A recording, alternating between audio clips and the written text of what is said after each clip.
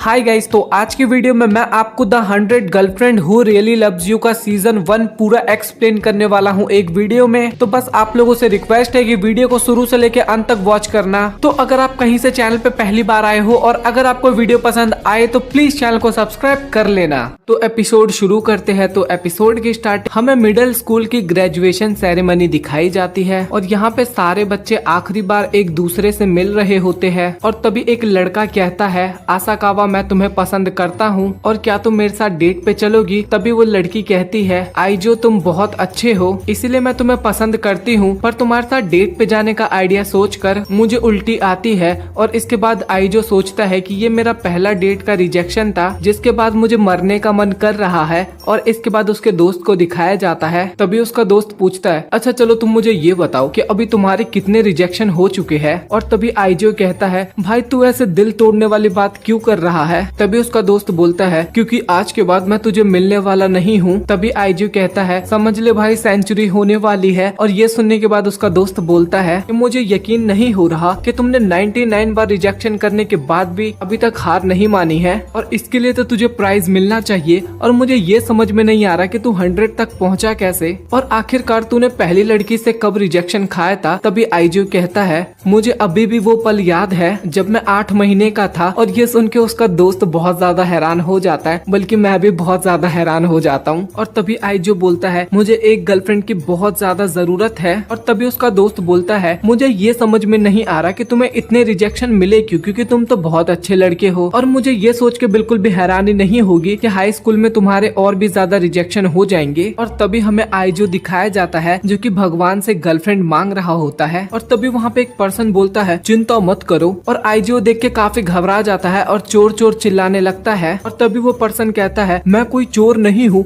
मैं इस मंदिर का देवता हूँ और तुम चिंता मत करो आइजो। और तुम्हारी किस्मत में लिखा हुआ है कि तुम्हें हाई स्कूल में तुम्हारी गर्लफ्रेंड मिल जाएगी। तुम्हारी किस्मत में बहुत सुंदर लड़की लिखा हुआ है। और ये सुन के आइजो काफी खुश हो जाता है। और तभी गॉड कहता है कि तुम्हारी सोलमेट हाई स्कूल में मिलेगी और जब वो तुम्हें मिलेगी तो तुम्हारे बॉडी और उसके बॉडी में एक करंट फैलेगा और करंट फैलने के बाद तुम दोनों एक दूसरे के प्यार में गिरने लग जाओगे, जिसे तुम लोग लव एट फर्स्ट साइट कहते हो। कि ये बात लड़कियों को तभी पता लग जाता है लेकिन लड़कों को टाइम के साथ ही पता लग पाता है। तभी आइजो गॉड की बातों को रिपीट करने लगता है। तभी गॉड बोलता है कि तुम मेरी बातों को रिपीट मत करो क्योंकि एपिसोड नंबर 1 में हमें और भी चीजें दिखानी है। वैसे मांगा में मेरे डायलॉग तो और भी बहुत ज्यादा थे बट एनीमे में तो बहुत कम कर दिया गया है। बट कोई नहीं, चलो अब आगे बढ़ते हैं। और सोलमेट अपनी जिंदगी में एक स्पेशल टाइम में मिलने के लिए बनते हैं। तभी आइजो कहता है, तो उन लड़कों का क्या जो हमेशा सिंगल रहते हैं। तभी गॉड कहते हैं, ये सच है कि सभी को सोलमेट नहीं मिलता है और जिन्हें मिलती है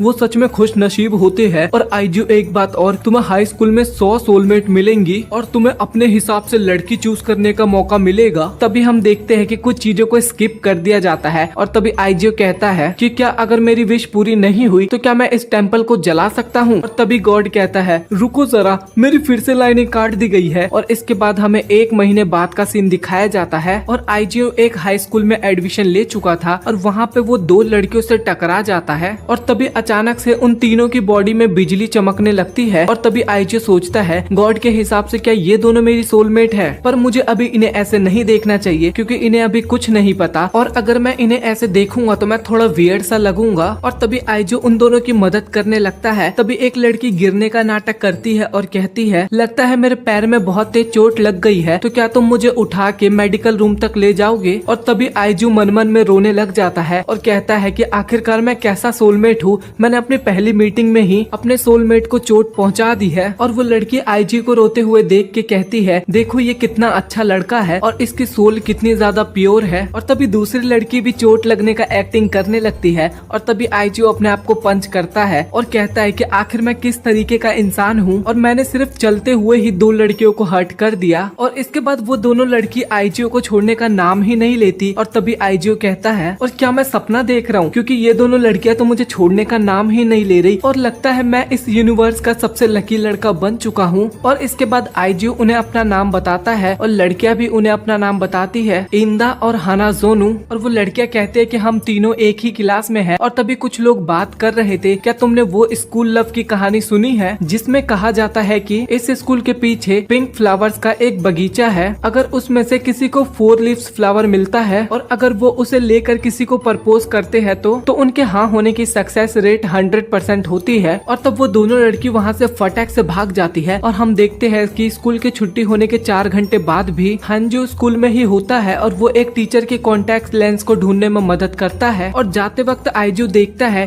कि वो दोनों लड़की अभी तक उसके लिए 4 लीव्स फ्लावर ढूंढ रही थी। और आइजू ये देखने के बाद इंदा के पास जाता है और कहता है कि आप 4 लीव्स फ्लावर ढूंढते हुए थक गई होंगी। तभी इंदा कहती है कि मैं तो यहाँ पे कुछ और ढूंढ रही थी। तभी वो उसे जूस देता है। तभी इंदा कहती है कि आखिरकार तुम ये करना क्या चाहते हो। और तभी अंजू कहता है सॉरी, मुझे पता है कि तुम्हें ये अजीब लग रहा होगा क्योंकि आज हम पहली बार मिले हैं और मैं ये सब कुछ कर रहा हूँ। और तभी इंदा कहती है कि तुम बहुत अजीब हो और मैं इस जूस को फेंकने वाली थी बट मैं अब पी लूंगी। तभी इंदा उसे थैंक यू कह के वहाँ से चली जाती है। और तभी हाना जोनो भी वहाँ पे आती है और वो आइजू से पूछते है कि आप यहाँ पे क्या कर रहे हो। तभी आइजू कहता है मैंने देखा कि आप दोनों 4 लीफ फ्लावर ढूंढ रहे हो तो इसीलिए मैं आपके लिए ये ड्रिंक लेके आया हूँ। और तभी हाना जोनो ड्रिंक लेते हुए कहती है कि मैं इस ड्रिंक को पूरा नहीं पी सकती, तो क्या तुम मेरे लिए इस ड्रिंक को आधा पी सकते हो। और सोचती है कि अगर ये हो जाएगा तो मैं आइजू को इनडायरेक्टली किस कर पाऊंगी। तभी आइजू कहता है कि मुझे लगा ही था 350 ml आपके लिए ज्यादा हो जाएगा तो मैंने आपके लिए 190 ml लाया था। तभी हाना जोनो बोलती है फिर भी ये थोड़ा ज्यादा है तो मुझे नहीं लगता कि मैं ये पी पाऊंगी। और तभी आइजू उसमें से थोड़ी ड्रिंक पी लेता है और उसे कैन देते हुए सोचता है कि ये तो इनडायरेक्टली किस हुई ना। और तभी हम देखते हैं कि हाना जोनो एक्साइटमेंट के चक्कर में वो ड्रिंक नीचे गिरा देती है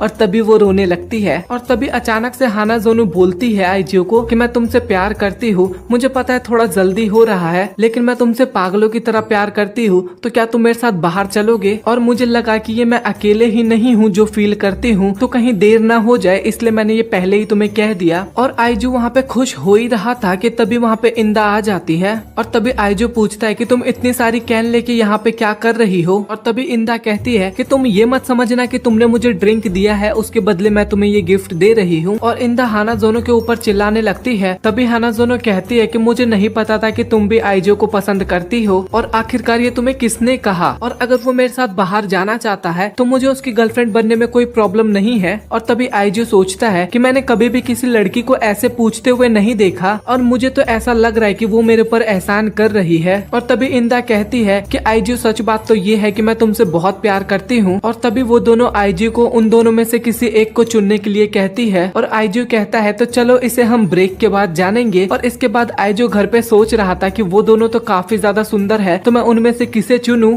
और क्या ये इसलिए हो रहा है क्योंकि वो दोनों मेरी सोलमेट है और मैंने उन्हें कल तक का वेट करने के लिए कहा है। और इसके बाद वो गॉड से मिलने के लिए जाता है। तभी गॉड कहते हैं कि तुम्हें मुश्किल तो होगी क्योंकि वो दोनों ही तुम्हारे सोलमेट है। और तभी आइजो कहता है कि आखिरकार उन लोगों ने क्या किया जिनकी मेरी ही तरह 2 सोलमेट है। और तभी गॉड कहते हैं कि वैसे तो सभी को एक ही सोलमेट मिलती है बट तुम्हारा केस थोड़ा अलग है क्योंकि तुम्हारे जन्मदिन वाले दिन मैं यानी लव गॉड ने थोड़ी गलती कर दी थी। तभी आइजू पूछता है कि क्या गलती कर दी थी। तभी गॉड बताते हैं कि उस दिन मैं टीवी पे अपने फेवरेट यूट्यूब चैनल एनीमे भजन की वीडियोस देख रहा था और वो देखते देखते मैंने तुम्हारे लिए 100 गर्लफ्रेंड लिख दी। तभी आइजू कहता है कि आप मुझे एक चीज बताइए कि कौन सा गॉड यूट्यूब चैनल देखते देखते काम करता है और आखिरकार आपने मेरी जिंदगी के साथ ये क्या कर दिया। अगर मेरे पास सिर्फ एक सोलमेट होती तो मुझे इतनी चिंता करने की जरूरत नहीं थी। और तभी गॉड बताते हैं कि आगे तुम्हारे साथ और भी बुरा होने वाला है क्योंकि आगे तुम्हें तुम्हारी और भी सोलमेट मिलेंगी और जब कोई सोलमेट मिलते हैं तो तभी वो एक दूसरे को प्यार करने लगते हैं और अगर ऐसा ना हो तो उनके साथ बहुत बुरी चीजें होने लगती है और कभी कभार तो वो मर भी जाते हैं। और एक सोलमेट होना किसी आशीर्वाद से कम नहीं है और ये पूरे लाइफ टाइम के गुड लक के बराबर होता है। और अगर कोई अपने सोलमेट से ना मिल पाए तो उसके साथ बहुत बुरी बुरी चीजें होती है। तभी आइजू कहता है कि अगर मैं उन दोनों में से किसी एक के साथ गया तो दूसरी मर जाएगी। तभी आइजू रोते हुए कहता है तो अब मैं क्या करूं। और गॉड उससे सॉरी बोलते हैं। तभी वो दोनों लड़की वहाँ पे आइजू का वेट कर रही थी और तभी आइजू वहाँ पे आता है और कहता है कि मैं आप दोनों को अपनी गर्लफ्रेंड बनाना चाहता हूँ और मैं आप दोनों से काफी ज्यादा प्यार करता हूँ तो मैं डिसाइड नहीं कर पाया कि मैं आप दोनों में से किसे चुनूं, तो प्लीज आप दोनों मान जाइए। और तभी इंदा वहाँ पे मना करने लग जाती है लेकिन तभी आइजू आइजू उन दोनों के लिए पिंक 4 लीफ फ्लावर लेके आता है और तभी हानाजोनो कहती है कि मैंने तो इन्हें पूरे बगीचे में ढूंढा था बट ये हमें तो नहीं मिला, तो आपको कैसे मिला? तभी हाइजू बताता है कि मैंने एक टीचर की मदद से पूरी रात इसे स्कूल में ढूंढा है। और तभी इंदा कहती है कि क्या तुम पागल हो कि ऐसे अंधविश्वास पे भरोसा करते हो, और मुझे पूरा विश्वास है कि तुम ये हमें मनाने के लिए कर रहे हो बट मैं ऐसे नहीं मानने वाली। तभी आइजू बताता है कि मैंने ये सब इसलिए नहीं किया, मैंने ये सब इसलिए किया क्योंकि मैंने देखा कि आप दोनों को ये फ्लावर ढूंढने में काफी परेशानी हो रही है, तो मुझे लगा कि मैं आप दोनों को अपने आंसर के साथ ये फ्लावर गिफ्ट में दूंगा, तब आप दोनों को बहुत खुशी होगी। और तभी हम देखते हैं कि हानाजोनो उसके ऑफर को मान जाती है और कहती है कि मुझे इससे कोई प्रॉब्लम नहीं है। और तभी इंदा भी इस बात के लिए मान जाती है। और तभी आइजू उन दोनों को कहता है कि मैं आप दोनों से प्रॉमिस करता हूँ मैं आप दोनों को बहुत खुश रखूंगा। आइजू दिखाया जाता है जो कि इतना ज्यादा खुश था कि वो खुशी के मारे एक खंबे से बात करने लगता है। और तभी इंदा और हानाजोनो वहाँ पे आ जाते हैं और इंदा पूछती है कि क्या तुम सच में इस खंबे से बात कर रहे थे? तो आइजू बताता है कि मैं इसलिए इस खंबे से बात कर रहा था क्योंकि गर्लफ्रेंड बनने की खुशी के मारे मैं कल पूरी रात सो नहीं पाया। और तभी हम देखते हैं कि हानाजोनो आइजू का हाथ पकड़ लेती है और आइजू काफी ज्यादा शर्माने लग जाता है और हानाजोनो का भी वही हाल था। फिर इसके बाद आइजू जाके इंदा का भी हाथ पकड़ लेता है और वो भी काफी ज्यादा शर्माने लग जाती है, लेकिन फिर भी कहती है कि मुझे इतना भी अच्छा नहीं लग रहा, बट अगर तुम्हें अच्छा लग रहा है तो कोई बात नहीं, पकड़ लो हाथ। तभी हानाजोनो बोलती है कि आइजू अगर तुम मेरे फर्स्ट नेम से बुलाओगे तो मुझे बहुत ही अच्छा लगेगा। तभी आइजू उसे हकारी बोलता है और इसके बाद इंदा भी यही बात बोलने की कोशिश करती है। और तभी इंदा कहती है कि मुझे तुमसे बात करना बिल्कुल भी पसंद नहीं है। और तभी आइजू उसे नराने कहता है। और फिर हमें स्कूल का सीन दिखाया जाता है जहाँ पे वाइस प्रिंसिपल एक लड़के के पीछे भाग रही थी। और तभी हानाजोनो बताती है कि ये यहाँ की वाइस प्रिंसिपल है जो कि स्कूल के रूल्स को लेके बहुत ही ज्यादा स्ट्रिक्ट है और इन्होंने अगर तुम्हें कॉरिडोर में भागते हुए देख लिया तो ये तुम्हारा जहन्नम तक पीछा करती रहेंगी, और अगर इन्होंने तुम्हें पकड़ लिया तो ये तुम्हें एक फ्रेंच किस देगी। और फिर आइजू कहता है कि ये तो इमोशनल डैमेज है। और तभी हानाजोनो कहती है ये केवल इमोशनल डैमेज ही नहीं, ये तो फिजिकल डैमेज भी है क्योंकि इनके किस के अटैक से कोई भी नहीं बच पाता। तभी हानाजोनो पूछती है कि क्या तुमने कभी पहले किस किया है? और तभी आइजू बताता है कि नहीं, क्योंकि तुम दोनों मेरी पहली गर्लफ्रेंड हो। तभी दोनों सोचते हैं कि जो पहले गया उसको पहले किस मिल जाएगा। और तभी वो दोनों एक दूसरे को घूरना शुरू कर देते हैं। और इसके बाद हमें दिखाया जाता है कि तीनों छत पे बैठ के लंच कर रहे होते हैं। और तभी हानाजोनो अपने हाथों से आइजू को खाना खिलाती है और ये देख के आइजू को काफी ज्यादा अच्छा लगता है। और तो इंदा भी शर्माते हुए कुकी निकालती है, बट वो कुकी आइजू के आंख में लग जाता है, लेकिन फिर भी वो उसे खाता है और वो भी उसे बहुत अच्छा लगता है। फिर इसके बाद हानाजोनो अपने बैग में से एक बॉकी स्टिक नाम की कुछ खाने की चीज निकालती है और वो जो उसमें पकड़ने वाला हिस्सा होता है वो जानबूझ के तोड़ देती है।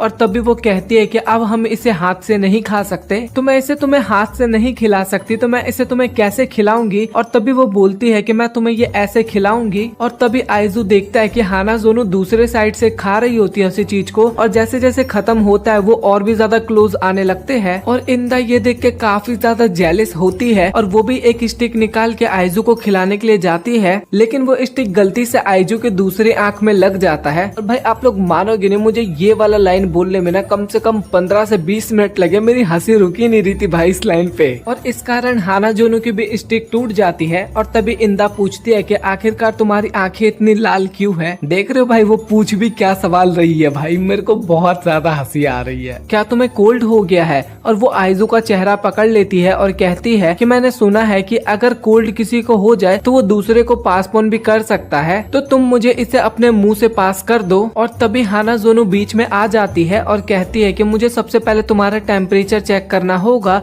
और हमारे घर में टेम्परेचर को चेक करने का तरीका थोड़ा अलग होता है। फोरहेड और लिप्स दोनों पे किस करना पड़ता है टेम्परेचर चेक करने के लिए। और तभी हानाजोनो और इंदा दोनों आपस में लड़ने लगते हैं। और तभी आइजू कहता है कि आखिर तुम दोनों को हुआ क्या है, क्या तुम मुझे किस करना चाहते हो? और दोनों वहाँ पे मना कर देती है। और तभी आइजू सोचता है क्या ये दोनों मुझे किस करने के लिए इतना कुछ कर सकती है। और तभी आइजू कहता है कि मुझे भी तो तुम दोनों को किस करना है। और तभी इंदा कहती है कि अगर तुम्हें हमें किस करना है तो पहले तुम्हें डिसाइड करना होगा कि तुम किसके साथ किस करना चाहते हो। आइजू उन दोनों को गले लगा लेता है और एक साथ किस करने की बात बताता है। और तभी आइजू बताता है कि मैंने पहले यही सोचा था और इसमें तुम दोनों पहले एक दूसरे को किस करोगी और मुझे लगा कि तुम दोनों इस चीज के लिए तैयार नहीं होगी। अब मुझे विश्वास है कि तुम दोनों ये चीज कर लोगी। और तभी वो तीनों एक दूसरे का हाथ पकड़ते हैं और किस कर लेते हैं। तभी हमें अगले दिन का सीन दिखाया जाता है जहाँ पे वो तीनों एक कुकिंग बुक ढूंढने आए थे। और तभी हानाजुनु बताती है कि मुझे पता है आइजू कि कल तुम्हें मेरे हाथ के एग रोल खाने में बहुत पसंद आए थे, मैं तुम्हारे लिए और भी चीजें बनाना चाहती हूँ। और इसके बाद वो दोनों एक ही बुक को पढ़ने के लिए आपस में बहस करने लगते हैं। और तभी आइजू कहता है कि अब तुम दोनों को इकट्ठे रहना चाहिए क्योंकि अब तो तुम दोनों ने इकट्ठे किस भी कर लिया है। अभी आइजू लाइब्रेरी में एक बुक ढूंढ रहा होता है और वो एक लड़की से टकरा जाता है और इसके बाद उन दोनों के अंदर वो सोलमेट वाला करंट गुजरता है। और तभी आइजू कहता है क्या ये भी मेरी सोलमेट है और मुझे यकीन नहीं हो रहा कि मैं इतनी जल्दी इससे मिलूंगा।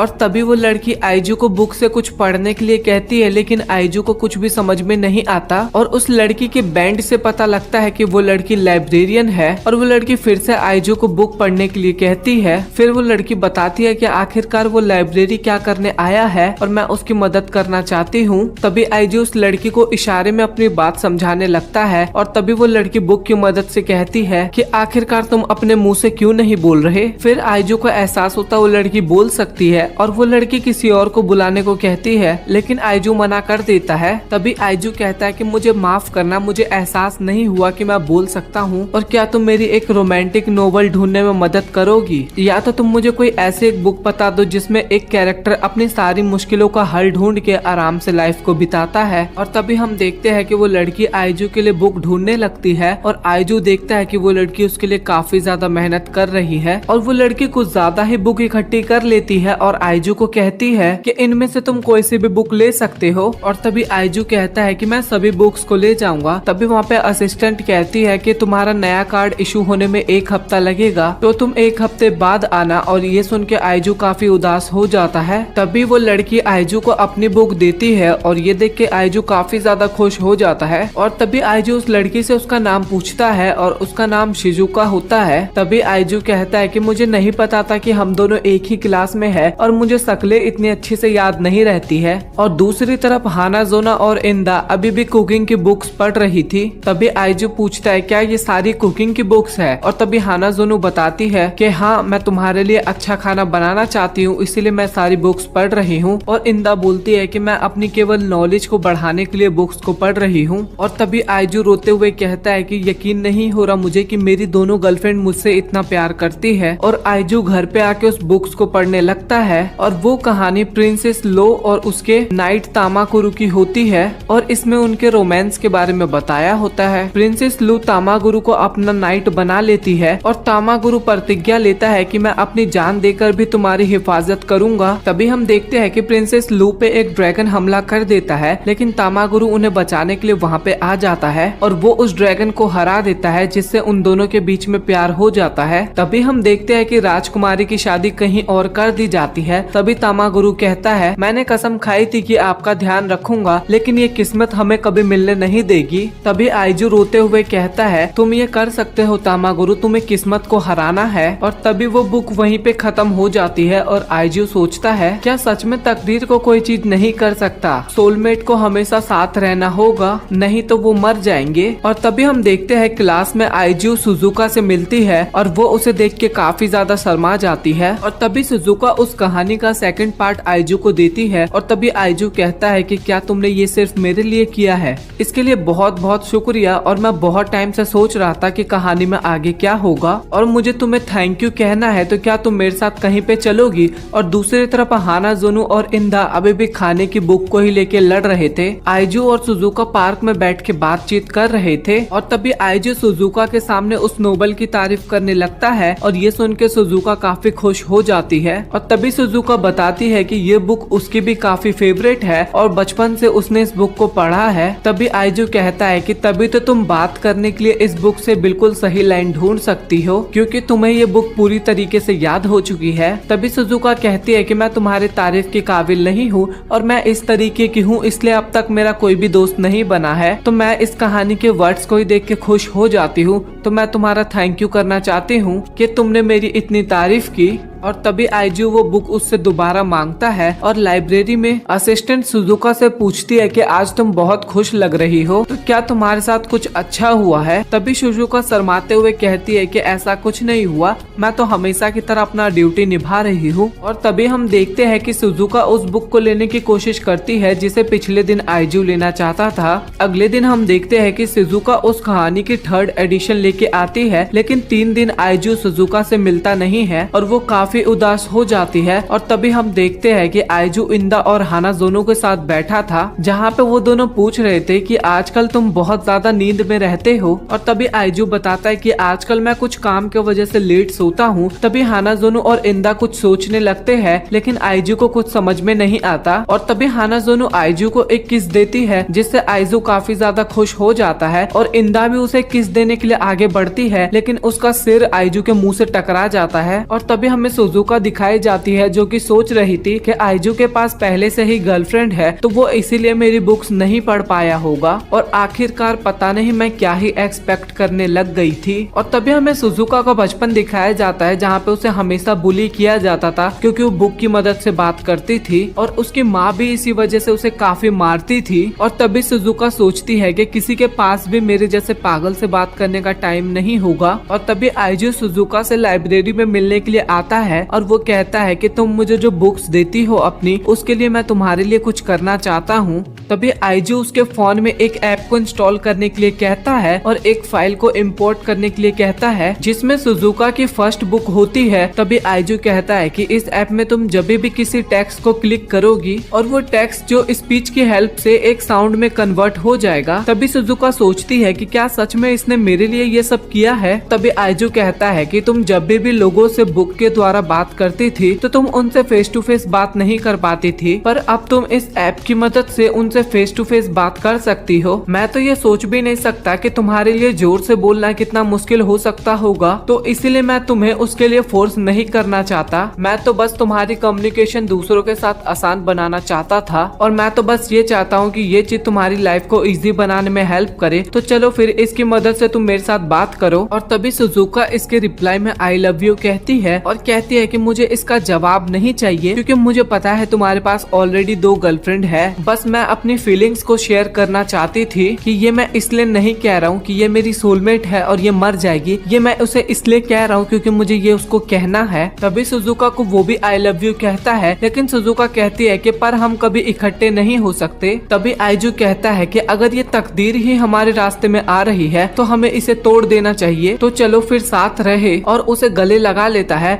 और अगले ही पल आइजू इंदा और हानाजोनो से सुजुका को अपनी गर्लफ्रेंड बनाने की परमिशन मांगता है। और ये सुन के इंदा बहुत ही ज्यादा गुस्सा हो जाती है। तभी हानाजोनो रोते हुए कहती है कि मुझे यकीन नहीं हो रहा कि तुम्हें एक नया लव मिल गया है, पर फिर भी तुमने हमें अकेला नहीं छोड़ा है, तो आखिरकार तुम इतने अच्छे कैसे हो सकते हो। तभी आइजू कहता है कि आप दोनों चिंता मत कीजिए क्योंकि मेरी फीलिंग अभी भी आप दोनों के लिए बदला नहीं है, और देखना मैं आप लोगों को बहुत ही खुश रखूंगा, और मैं अगर ऐसा नहीं कर पाया तो मैं खुद ही सुसाइड कर लूंगा। और यही एक सजा है जो उन लोगों को मिलनी चाहिए जो कि अपने प्यार करने वाले को हर्ट करते हैं। और तभी हम देखते हैं कि वो लोग मान जाते हैं। आइजू दिखाया जाता है जो कि सुजुका को अपनी दोनों गर्लफ्रेंड से इंट्रोड्यूस करवाता है। तभी सुजुका अपने फोन के जरिए उन दोनों से मिलने की खुशी जताती है। इसके बाद वो दोनों सोचते हैं ये तो काफी इंटरेस्टिंग पर्सनैलिटी है। तभी आइजू सुजुका को बोलता है कि मैं तुम्हारी फेवरेट नॉवल का वॉल्यूम 2 भेज रहा हूँ जिसमें हमारे क्लासमेट के नेम भी है। तभी आइजू इंदा और हानाजोनो को समझाता है कि सुजुका अपने नॉवल के जरिए लोगों से बात करती है, और आइजू बताता है कि ये एक लाइब्रेरियन है और इसको बुक्स बहुत ज्यादा पसंद है। तभी आइजू सुजुका की कुछ हरकतों के बारे में बताता है कि जैसे वो खुश होती है तो वो उछलती है, और जब वो डरी हुई होती है तो उसके पैर दोनों मुड़े होते हैं। और वो क्यूटनेस के बारे में बताता है, जब हानाजोनो कुछ सोच रही होती है तो वो अपने मुंह में एक फिंगर डालती है, और उस समय पे मुझे हानाजोनो काफी ज्यादा क्यूट लगती है। और इंदा की बात की जाए तो ये जब भी किसी को कॉम्प्लीमेंट देती है तो ये अपने उंगली से अपने बालों को घुमाने लगती है, और तभी वो तीनों सोचती है कि आखिर ये हमारे बारे में कितनी चिंता करता है। और इसके बाद आइजू इंदा और हानाजोनो के साथ की हुई किस के बारे में बात करने लगता है।